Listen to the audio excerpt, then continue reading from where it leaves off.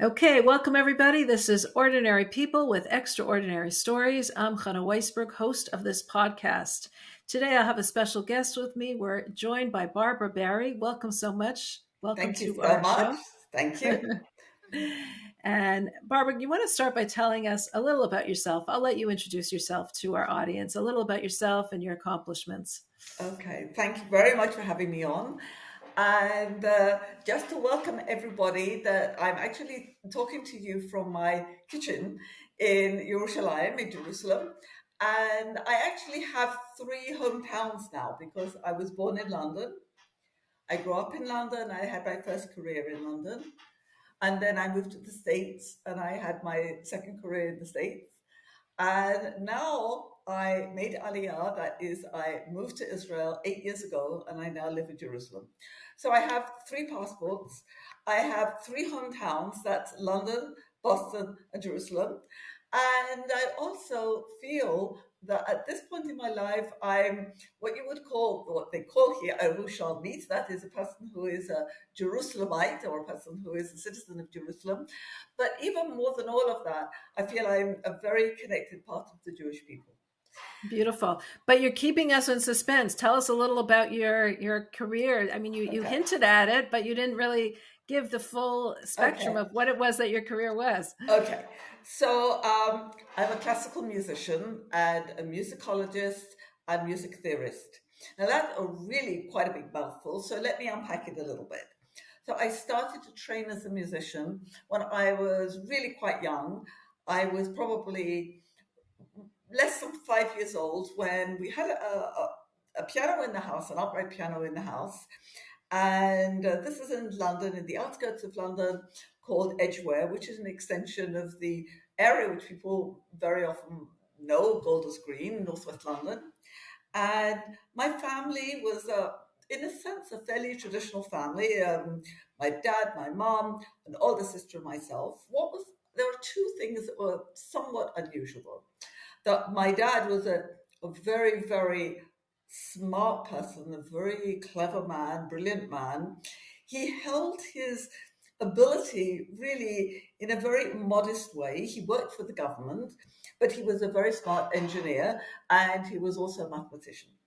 So when I was young, my mom recognized quite early that I was a very talented musician and I could go to the piano after hearing a tune on the radio or somewhere else and play it straight away. So she thought that it was important for me to have music lessons, and I did. And I became a very talented pianist. And before the age of about 17, I had 2 degrees in piano. And so I was like on my career, I was on a roll and getting into my music career. Um, Things don't always work out, as we know, in the way that we necessarily plan. This is, I think, true of all of us, that we think that we know what we're doing and we think that we're planning in a certain direction and we go for it with all our intensity, all our heart, and something in life happens and intervenes. And the intervention, which was a really important intervention in my life, was that I went to an international music summer school. And while I was there, I met an extraordinary musician. His name was Hans Keller. He was an Austrian Jew. He came from Vienna. And he just about got out before the Nazis took over and made it impossible for Jewish people to leave. And so Hans came to London. He became the head of BBC Modern Music. And he was a brilliant teacher, broadcaster, analyst. And he gave a series of seminars on the late Beethoven quartets at the Dartington School. And as well as doing what I intended to do by going to Dartington, that is to play in the piano masterclass, I went to Hans Keller's seminars.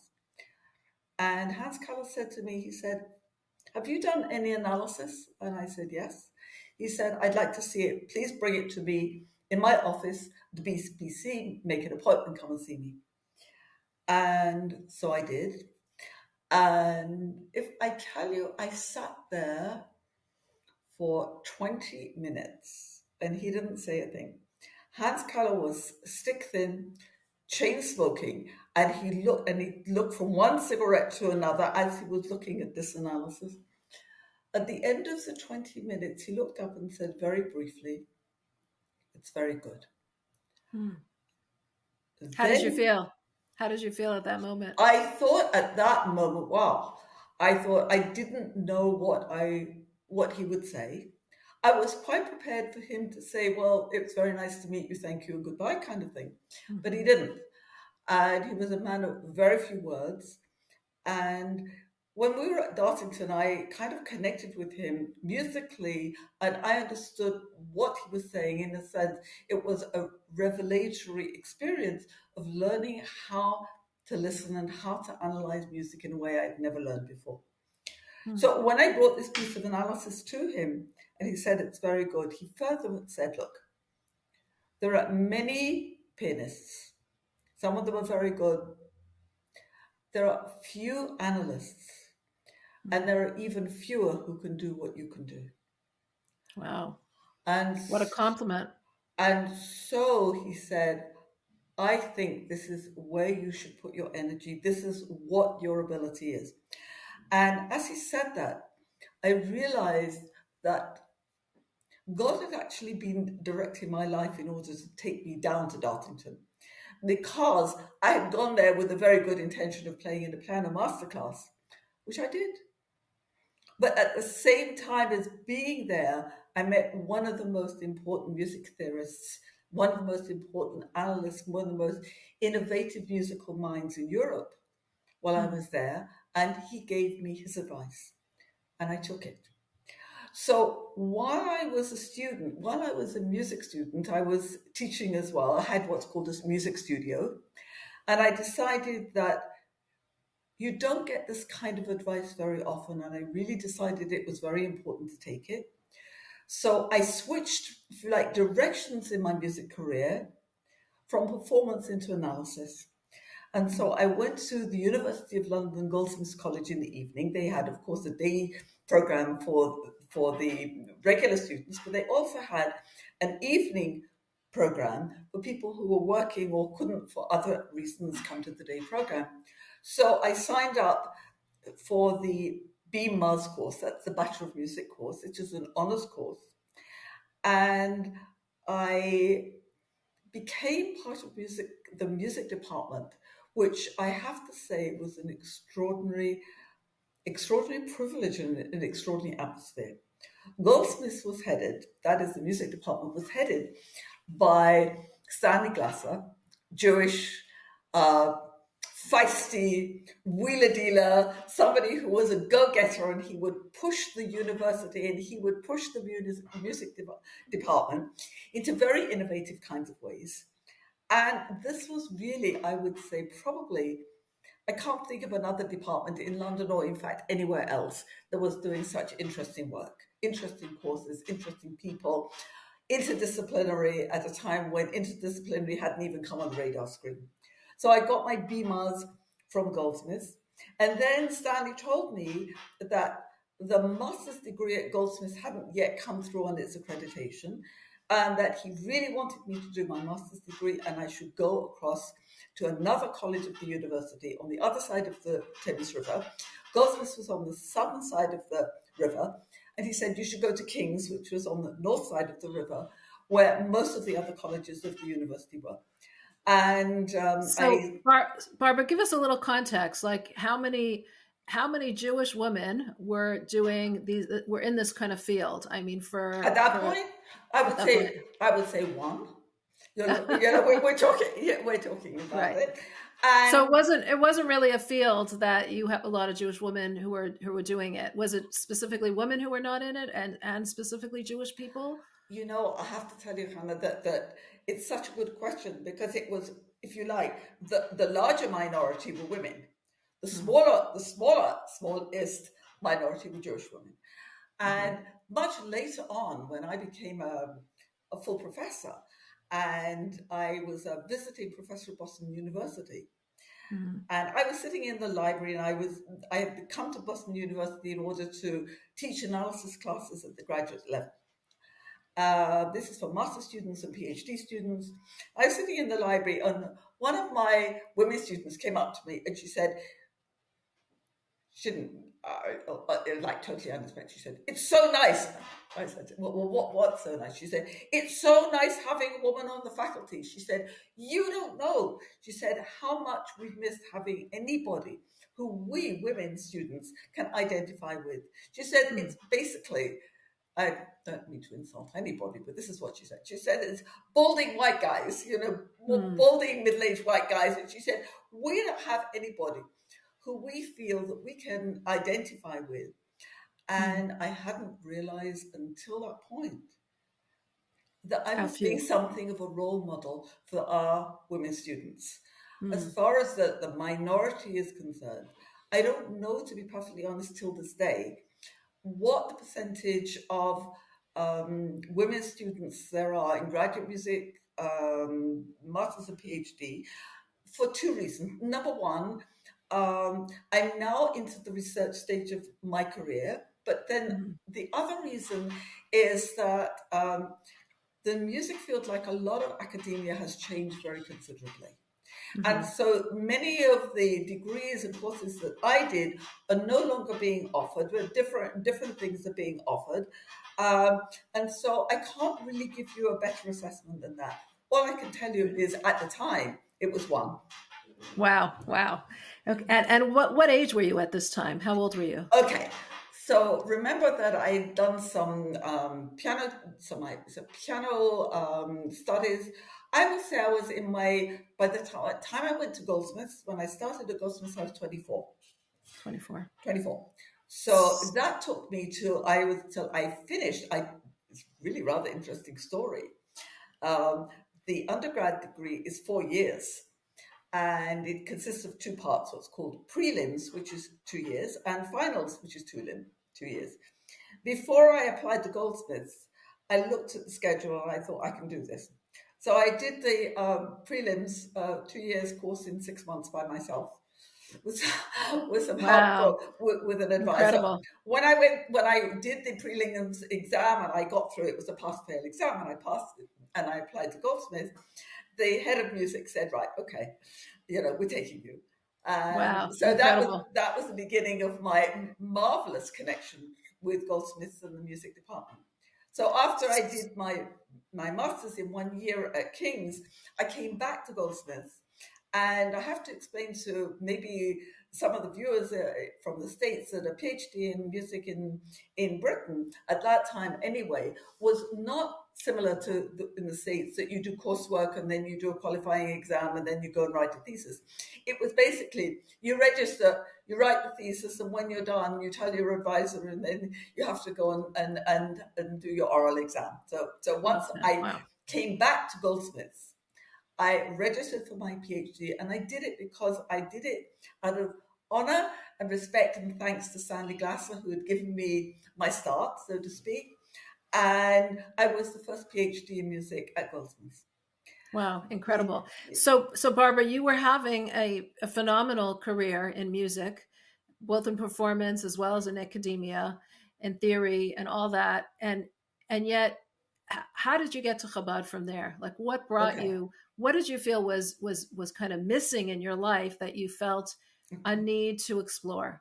Okay, so I have to say that up to the time that I was doing my PhD, I was really super busy. I was incredibly busy.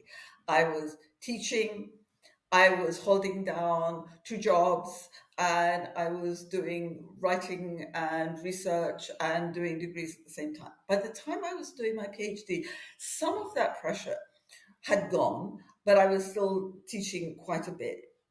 And so I had a bit more time. I had a bit more time to think and a bit more time to reflect while I was working on my PhD. And in that kind of quiet time, I had an awareness that something from my spiritual perspective, something from my Jewish perspective was missing.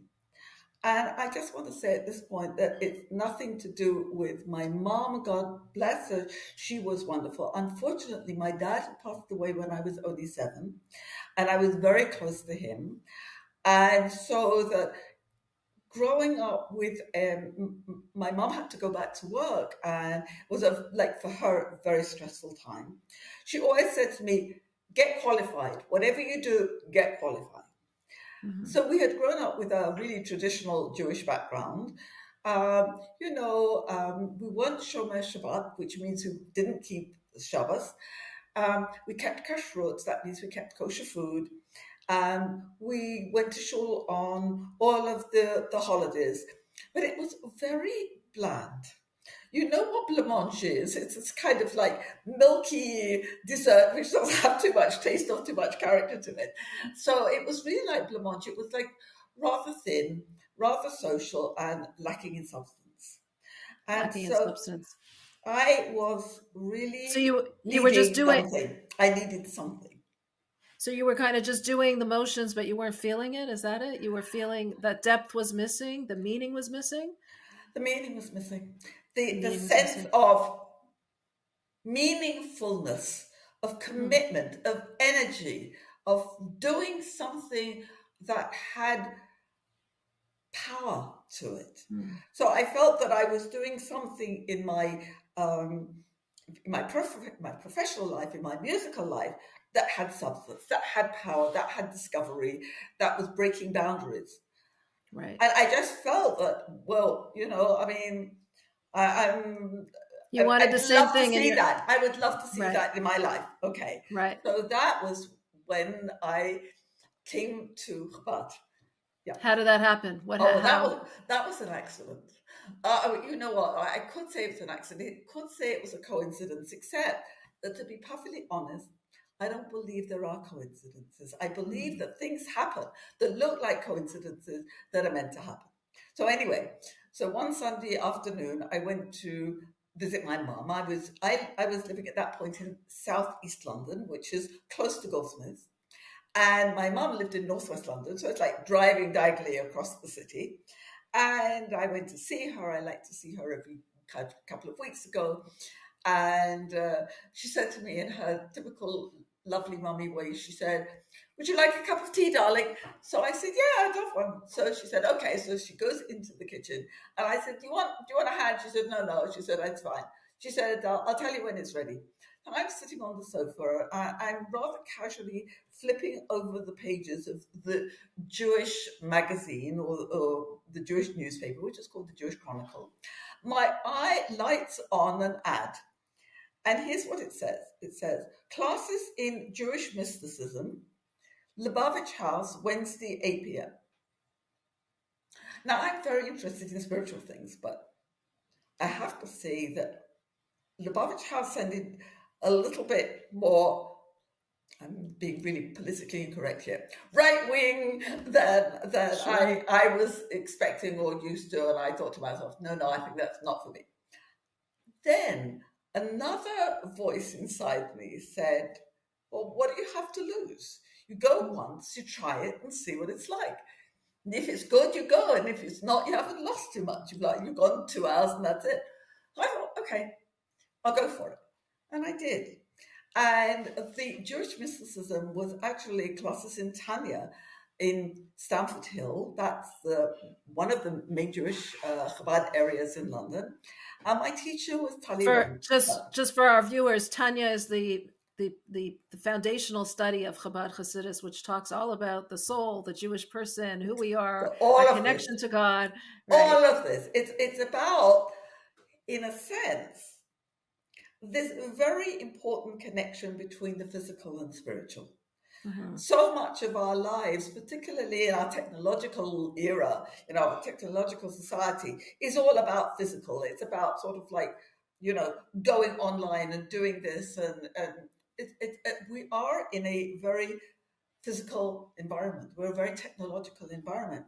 But Tanya's not like that. It's not that it doesn't tell you that the physical is important. It doesn't tell you should be a hermit on the rock and meditate, for 20 hours a day. Nothing like that. It's about the recognition that we're more than physical, that we have a spiritual dimension, we have a soul, and the soul infuses life into our physical and gives it meaning. Did you find that out on the first time that you went to the Yes. class? Oh, Yes. yeah. Oh, yeah. Okay. The reason is partly because I found that the actual text of Tanya is so interesting, but Mhm. also because my teacher, Tali Lowenthal, was a major chassid that is a follower of the Lubavitcher Rebbe in Stamford Hill. Is And a and also a very strong academic as well, strong right? academic, and he is a brilliant teacher or an inspiring teacher. Now, the interesting thing about this particular part of life, there are no such thing as coincidences, really.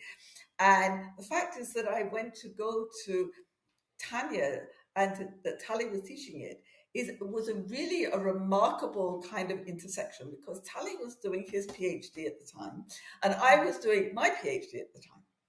And so when the class was over, it was from 8 to 10 on Wednesday evening.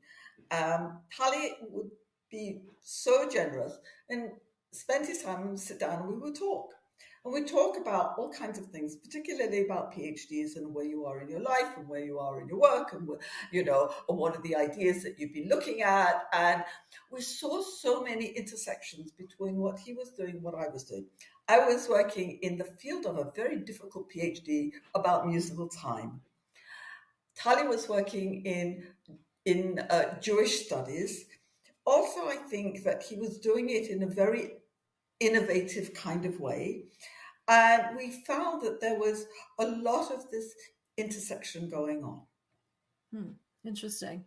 And so did you find, I mean, you were looking for some passion in your life in terms of in your Jewish life. You were looking for some meaning and some depth. Did you find it in what you were studying, and how did it make an impact on your life? I have to say that the answer in the abstract is yes, I did find it. And in the physical, it was really a rather steep learning curve, because Tali So taught. when Yeah, you go say you ahead. found it, like what is it that you found? I'm just curious to hear, like, what is it that you found that made such a change in your life? Why? I mean, you're this successful academic, this is successful musician. You're doing well in so many areas. You are learning this new study, and how did that change you? I think that what it did was give me a sense that the Jewish dimension of my life had substance. And up to that point, it had not had substance. It was more like going through the motions of going to shul. The old joke about Jewish holidays. They hate us. We fought. Let's eat. So I mean, that's a kind of summary. I mean, some people might laugh about that as well. They may recognize that, but it didn't seem to have too much more. It was very much going through motions. Mhm. And I think that if there's one thing that I got from my dad, and one thing that I applied in my own life, was to ask questions. Mhm. And that is, my father, if I can just talk about him for a moment, was, as I said, a very brilliant um, a structural engineer and mathematician. And when I was quite small, he passed away when I was 7. He would ask me questions. It was like I was almost like a student, or almost like a son, or almost like somebody who he would ask the same kind of questions, not that you would ask a 5-year-old child. So, for example, he said to me, "Do you know how you find the stress lines under the wings of an aeroplane?" Wow. I'm 5 years 5 years old. old. Wow. 5 years old. So I said, "No, Daddy." He said, "Shall I tell you?" And I said, "Yes." And so he was telling me that the stress lines cannot be seen with the naked eye because they're too small. They're like hairline cracks, and you need a special kind of light. You need an infrared light, and then it shines up, and then the hairline cracks emerge. And so I'm listening to all this. Remember, I'm 5 years old, and I'm finding it fascinating. I'm finding it absolutely wonderful. My I'm finding this fascinating because so many people think that when you join religious life, or when you join Chabad, or when you join a particular more Torah based lifestyle, you have to switch off your thinking process and stop asking questions. And here you're saying just the opposite. It was your Not at all. desire to know and your desire to understand and your curiosity Yeah. that really pushed I, you. And that's I think so, and in a way, this connects me with one of the great teachers in the Jewish world, and that is the Rambam Maimonides. And he was always asking questions. He was a doctor, and you don't Mhm. become a doctor unless you have to diagnose. And in Right. an interesting kind of way, my work as a music theorist is very like diagnosis. It's like asking questions, problem solving, and creating a theoretical diagnosis to try and solve the problem or try and explain what is going on. And this is Interesting. really what I was interested about. And what I found so fascinating, and I have to thank all my friends in both Stamford Hill and the other community in Hampstead Garden Suburb. They put up with an awful lot of questions that I asked. You mean you would go to them for Shabbos, for Shabbat, Yeah, so this was the first thing that Tali said to me, would I like to come for Shabbos? Now, I have to say that I'd never been to Shabbos for anybody. And I asked the idiot question. I said, do I have to stay over? So he was so kind to me. He said, yes. He said, we've got a room and you'll stay over and then Shabbos is out and you'll go home. And so this was my first experience. And it was sort of like a really sharp learning curve. Tally and Kate had 7 kids at the time, and I'd wow. never been to a family with more than 2 or 3. One of my uncles had 3 kids, and that was about the top. But there were 7, and they were pretty noisy and boisterous and wonderful. I have to say it; they're wonderful. And Wow. I'm still in touch with the eldest daughter Esther. She lives in Jerusalem, and so I just felt a real connection with their family. And then I went to the other community in Hampstead Garden Suburb, and I got to know friends and family over there. And I made a network. Mm. The word in Hebrew is a chevra, and chevra Mhm. comes from the word friend. And so your friend making a friend connections, you're making connections, a network of friends. And they were kind enough to ask me, and they were kind enough to answer the questions, and they were kind enough to help me. Wow. So And you really built up a community, I a did. I community was of like. so blessed. I was so fortunate. Yeah. But So I want to fast forward a little bit forward yeah, because the next very fascinating thing is that you actually got a response from the Lubavitcher Rebbe. You got a response to your letter. Can you tell us a little about that? yeah. So in one of these conversations that I had with Tali after the evening at the Bavich house, we were talking, and he said to me, "What have you been working on?" And I said, "I finished an article on a work by Schubert, and it's just been published."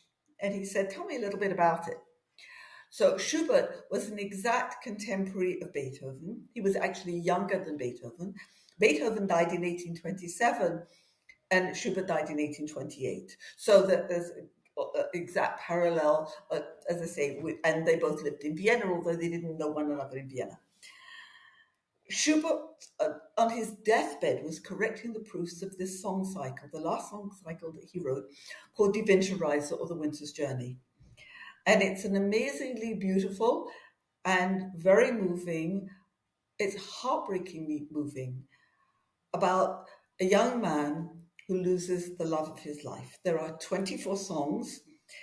There are 12 in part 1 and 12 in part 2. And part 1, the first 12, it introduces that he has to go away. He has to leave the town. Excuse me. He is so bereft by loss that he has to leave.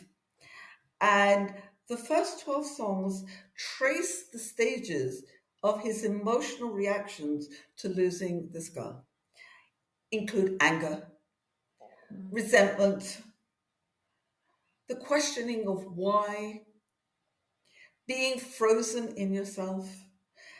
And what is so beautiful about the song cycle is there's a kind of symbiotic relationship between the world of nature, which you would call outside nature, and it's all like ice and snow and frozen, and his inner life, which is also ice and snow and frozen. And so these songs are the interaction between outer nature and inner nature, and a life journey, a life process of loss. Now, what I think was interesting about the article was I see part two, that is the 13 to 24 songs, as a reworking of the first part, but not in the same kind of way. The first part is the interaction with his loss, of the reactions, the moods. The second, the second half of the cycle is about loss. So this is what your article was about. This is what your Yes, article exactly. just. It's about Uh-huh. loss. It's about losing connections with the outside world, losing friends. I also losing a sense of community, losing a sense of relationships. He's very isolated. He's very alone in this world, and he finally ends up losing himself. Because by the end of the cycle, he doesn't physically die, he becomes deranged, he loses his mind. Mm-hmm. And I explained some of this to Tully, and I said to him, that's basically the song cycle of what the song cycle is about. So immediately he says, you should write to the Rebbe. Now, this time that we're talking about, the Rebbe was under a great deal of stress because there was a conflict within Chabad about the Rebbe's library. And another Chassid felt that the library should not be handled only by the Rebbe, and it was extremely acrimonious, extremely stressful for the Rebbe, and it ended up by going to court, which was a very, very devastating thing. So In addition to right. this, that was like the inside of the inside dimension of Chabad at that point. There were a lot of race riots in New York between blacks and Jews, and there was a black mayor called David Dinkins, and the mayor came to the Rebbe to see if they could try and resolve this. So from the outside point of view and the inside point of view, the Rebbe was under tremendous stress. And I said, Tali, I can't possibly write to the Rebbe. He's got more than enough to handle, and he won't have the time to look at an article on Shabbat. Tali insisted. He said, write to the Rebbe. I go home and I think, forget it. The Rebbe is too busy. It's not fair. It's not the right thing to do. It's not the right time to do it. And I didn't. Next week, I come back on next Wednesday, and he said, did you write to the Rebbe? I said, no. So again, it says, write to the Rebbe. I said, okay. So I go home, and the second time, and I think, I still don't think it's the right thing to do. I just think the Rebbe is overstressed. He's overcommitted. He has more than enough on his plate. He won't have time. How can you sort of like switch off to read an article about the winter's journey? By the third week, when Sally said, did you send it? I thought to myself, well, I better send it. So I did. So when I got home after Thursday, probably, yes, it was Thursday, I put a copy of the article in an envelope with a covering note to the Rebbe saying the article had just been published. I took it to the post office and I mailed it, and I thought, that's it. But it wasn't. Because a few weeks later, I got a reply from the Rebbe. I got this letter. It's an amazing letter. And the Rebbe said, I have read your article with due attention. And somebody who typed it had written Schubert's name incorrectly, made a mistake. The Rebbe corrected it in his own hand, and he gave me a bracha, that is a blessing, for my work. And he said, you showed extraordinary insight. The word he used is Einfühlung, which means in feeling, to feel into something. And he said, I showed extraordinary insight and in feeling into Schubert's work, and gave me this blessing to continue my work, and signed it. I was dumbfounded. Wow. What did that do? I mean, what did you think about that when you got this letter? You said, as you explained, in such an extraordinary time, and this letter about your work, how the Rebbe personally answered that. What kind of impact did that make on you personally? Can I give you the bigger picture, and then I'll answer the question? course. Because the bigger picture, which I didn't know about, didn't emerge until some years later. And that is another a very great friend of mine and Chassid in Chabad in Stamford Hill, that is Rabbi Shmulu, came to Miami and he said, would I like to meet? We could have a cup of coffee, we could catch up. And I said, sure.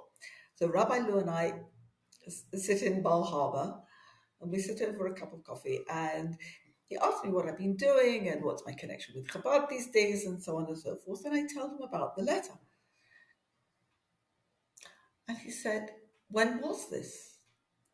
I said, well, I don't remember the exact year, but I can, the date, but I can tell you that it was the year that the Rebbe had all this problem about the library, the stress about the library. And he gave me a very strange look. And I said, well, what is it? He said, the Rebbe wasn't writing letters that year. Wow. That was an absolute wow moment, that in a year when the Rebbe was so busy, so stressed, he had taken time to read this article and to write the letter and say that he had given his due attention to it and gave me the bracha for my work. And I have to say, Hannah, that I regarded this blessing from the Rebbe not as a one-off thing, but something as a sort of like ongoing influence and encouragement and support and shaping and direction for the rest of my creative life, actually. Wow. Wow. That's incredible. Yeah. That's really incredible.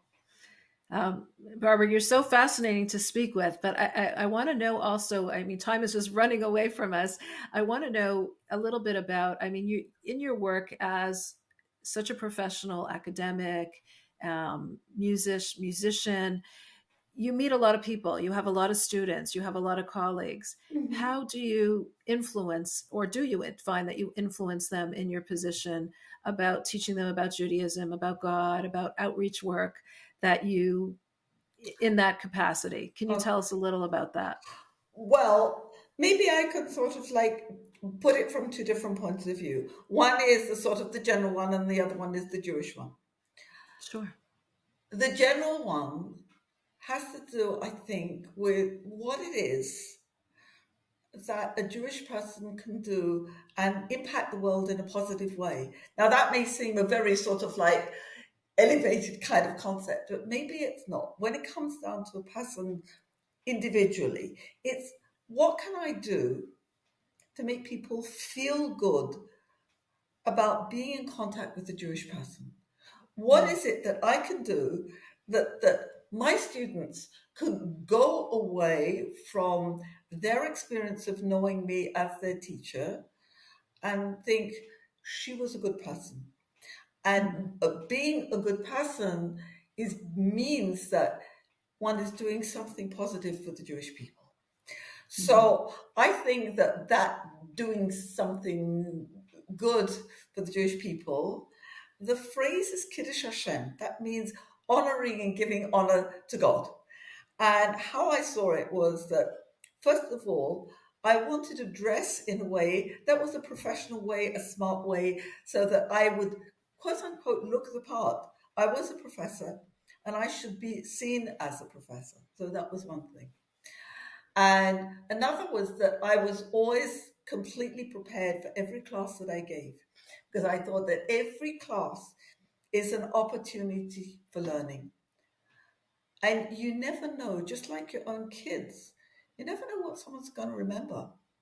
And if I didn't prepare properly, I'm potentially missing out that opportunity for somebody to learn that something. And then my last aspect of this, the general, is office hours. I had sort of certain times when I was in my office and students could come in, and if the door was open, they would just tap on the door and come in and talk about their work or whatever, But if the door was closed, then, obviously I was seeing someone. So one occasion I had a student, and she hadn't been doing too well. And I asked her to come and see me during office hours. It happened to be on a Friday. Fortunately, it was during the summer, so that it was I had time to see her. So I asked this girl to come in, and I said to her, "We'll call her Susie." Her name wasn't Susie, but we'll call her Susie. I said, "Susie, you know what? This wasn't such a great essay, and I think you can do better." I said, "I'm not going to pry into your life, but if there's something you want to tell me, I'd be happy to listen to it, and it will be completely confidential." Mm, If I tell you that the floodgates opened and this mm, girl burst into tears, and when she stopped sobbing, she told me that that her parents were virtually out of the picture, and that she had two younger brothers, and one was taking drugs, and one was a dropout, and she was the one who was having to hold all of this together. I was mm, listening to this dreadful story, and when she finished, and she said, my studies have, suffered for it, and I haven't been able to concentrate, and I haven't been able to look after my time, like manage my time." I said to her, "First of all, it's not your job." I said, "You need to have a caring adult, like like if your parents can't do this, an aunt, an uncle, a social worker, someone you can trust, to do it, and you need help, and it's not your prime responsibility." So when we worked that out, that she needed to shift this load of guilt off her shoulders, and she needed to have somebody who was able to help her and be able to cope with the things that she wasn't at 19 years old mm. able to do. Wow, wow. you know It's nice to see an educator have such empathy for the whole student. So often teachers are trying to just teach I, their particular subject, and here you made such a difference in her I, life through your empathy and your compassion. I learned this from Tali. Tali Mm, said, "You teach the whole person, you don't teach mhm. facts." So Wow. then, when we had come to kind of a resolution that she would need to find a responsible adult to help her, I said, Hmm. "Now we've got to talk about your work." And she Hmm. said, "Dr. Barry," she said, I can't concentrate. My time runs away from me." And I said, "You know what? Then we're going to have to manage your time." I said, "What Hmm. I want you to do is I want you to draw up for every day, Monday, Tuesday, Wednesday, Thursday, Friday, and then slot in the hours, 9 o'clock, 10 o'clock, 11 o'clock, 12 o'clock, up to about 6 o'clock or whenever supper time was. When you do your classes, when you do your rehearsals, when you do your preparation in the library, and this is what you need to do. You need to get hold of your time, and it's when you do that, then you should be able to feel better about yourself, and you should be able to do better in your work." And Hmm. then and I said to her, "Susie, I want you to come back next Friday and sort of fill all these slots in, and show me what you're doing." And so she said, "I will," and she did. And then she gets to the door, and she turns around and she says, "Dr. Barry, why are you doing all this?"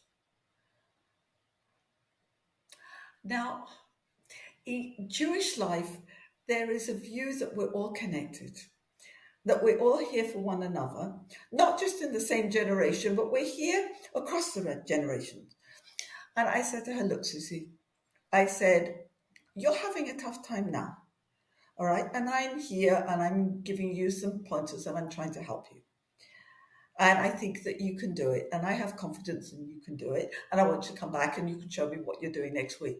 I said, "But I think also, looking ahead, there'll be a time later in your life when somebody will come to you and they're having a tough time, and you'll remember this afternoon.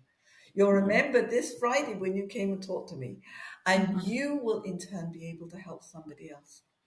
Beautiful. Wow, And beautiful. that for me is what's called Kiddush Hashem. This is being Hmm. able to give, if you like, some kind of honor to God's name, that we're doing the right thing.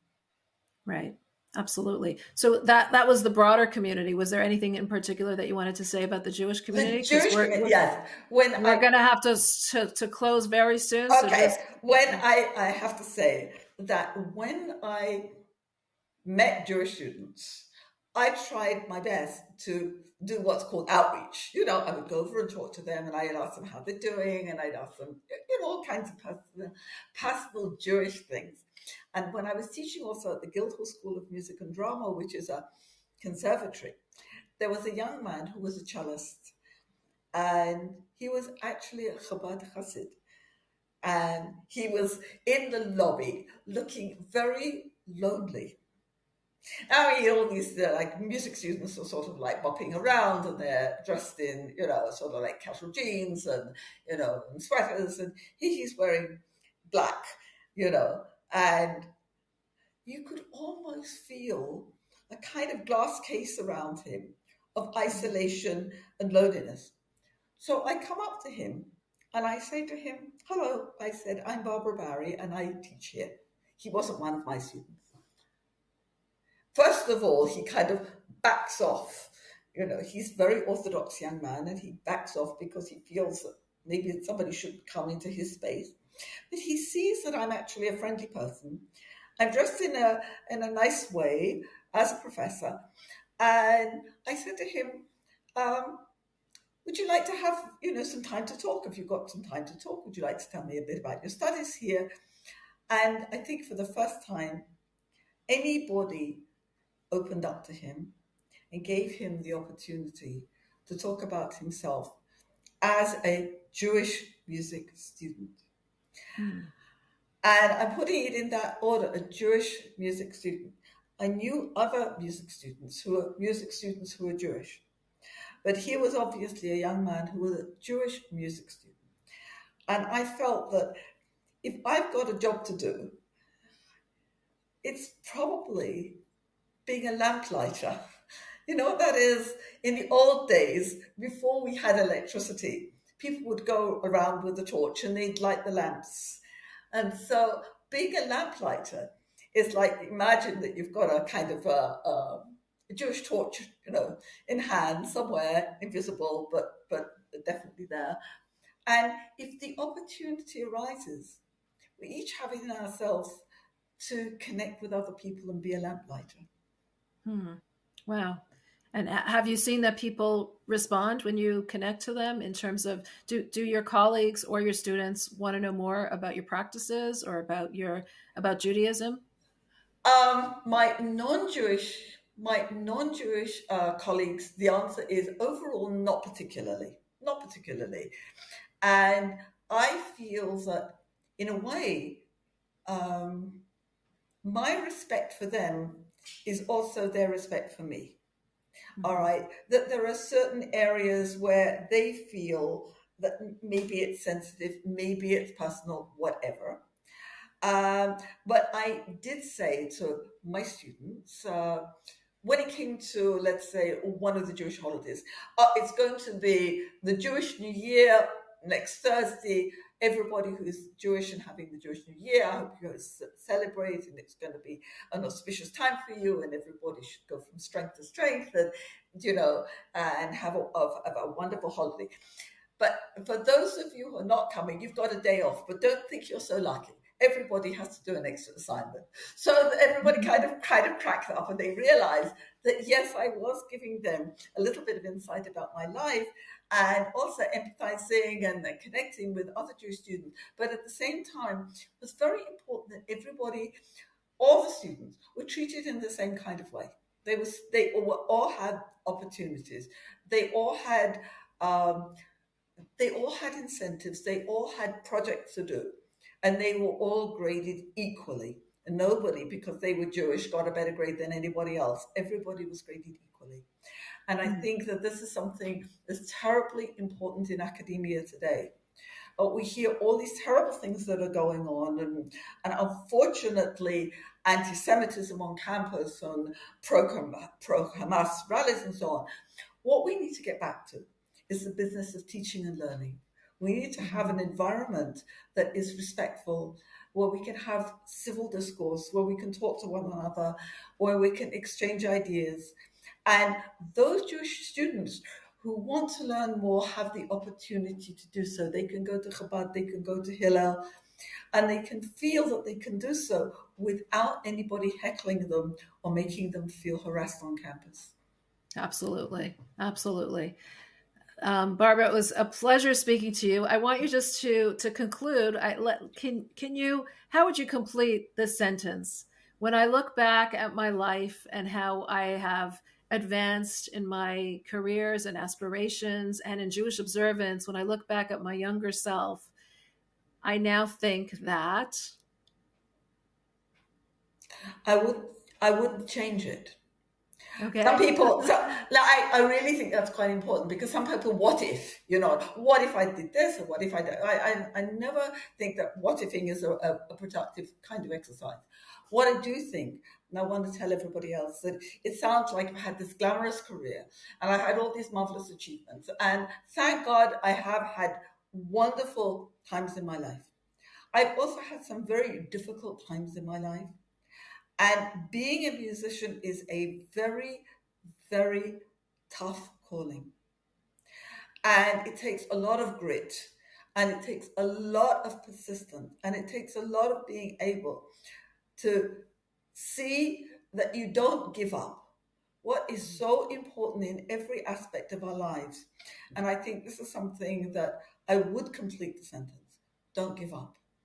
If you have something that you feel that you can do, find a way to do it. Don't give up. The most beautiful moment of my career was not the publication of any of these books that I've done, although those are pretty wonderful. But when my mother came to my PhD ceremony, and this was done in the Royal Albert Hall, in the presence of the Chancellor of the University of London. At that point, for the PhD, it was the Princess Anne. And first of all the bachelor's students go up, and all the master students go up, and then finally the PhD students go up. And my mum was sitting next to another lady, and she was chatting with her, and the other lady said, "Oh, that her daughter was a bachelor's, she had got her bachelor's degree in English." And my mum said, "Oh, that's very nice." And so this other lady said, "What's your daughter?" She said, "She's actually got her degree in music." So all the bachelor's degrees go up and they get their certificates. And so this lady says to my mum, she said, "Was she there?" And so my mum said, no, she wasn't there. And so the master's degree students go up and say, "Was she there?" And so she said, "No, she wasn't there." Then the PhD students go up and they go by faculty, they go by engineering, they go by languages, they go by mathematics, they go by astrophysics, whatever. When music is called, I go up and I get my certificate. This lady turns around to my mum and she said, "But she's the only one." So my mum says, "Yes, she's the only one." Wow. Wow. That's incredible. And That your year, message is be your that only one? I was that year. I was the first Right. PhD from Goldsmiths, and that year I was the only one. But Wow. for my mother's, I think her faith in me, and the fact is that looking back at my earlier self, I think that what I really felt was important, that part of this blessing that the Rebbe gave me was to hang in there. That the blessing will not come if you don't work at it. And I worked at it. And I worked terribly hard. And there were many times when I felt I can't do this. I thought it's too hard. And then I know, no, it isn't. Get yourself up, get yourself going, get yourself back to the desk and finish. And that's the message, the grit message. Do it, go for it, and be yourself. It's a beautiful message. It's a message that I think a lot of us need in today's day and age. Thank you so much for joining us, Oh, Barbara. thank you so much for the opportunity to share this with you and share it with our listeners and our viewers. And I really appreciate being here. Thank you. Thank you. Continued success in all your many future. I know you're working on a lot of future endeavors. Continued Thank success. you. May you take the Rebbe's bracha with you and all your grit and resilience that you have to keep on Thank reaching you. higher and higher. Thank Thank you you. Thank you so for much. All joining the us. best. Bye bye. Wow, I just finished that interview with Barbara Barry. I'm sure many of you music enthusiasts will be very enthusiastic about that interview and to hear about her interesting career through music, performance, starting with performance, and then getting to finally theory and academia. What I found interesting about her interview was how we can be Jewish and we can practice our Judaism no matter what stage or what age in life or what place in life we're at, what career in life we're at. Her career was definitely a very unique one where there was not very many Jewish women who are doing that, and yet she succeeded to follow her dreams and to stay strong to who she was despite all the things around her. I also found her message of grit and resilience and staying true to your message and how she got that message from the Rebbe's letter to her, how she took from it the encouragement to keep on going no matter what happened in her life. And as she said, her life was not always so smooth riding. Her father passed away when she was a young child of 7. She didn't mention in the interview, but her husband passed away when she had very young children. And yet, despite the setbacks and challenges, she was able to remain steadfast in her goals and in reaching the achievements that she so desired. If you enjoyed watching this interview and you'd like to see more of our interviews, please make sure you are subscribed. You can subscribe on Chabad.org/extraordinary, where you can see all the other interviews that we have, as well as make sure you click on the subscribe in that box, subscription box, to make sure that you have these interviews delivered to your inbox. As always, we love to hear from you. I was just reading some of the lovely feedback and interesting comments from last week's interview, and I really appreciate getting it. Thank you again for joining us and for watching Ordinary People with Extraordinary Stories.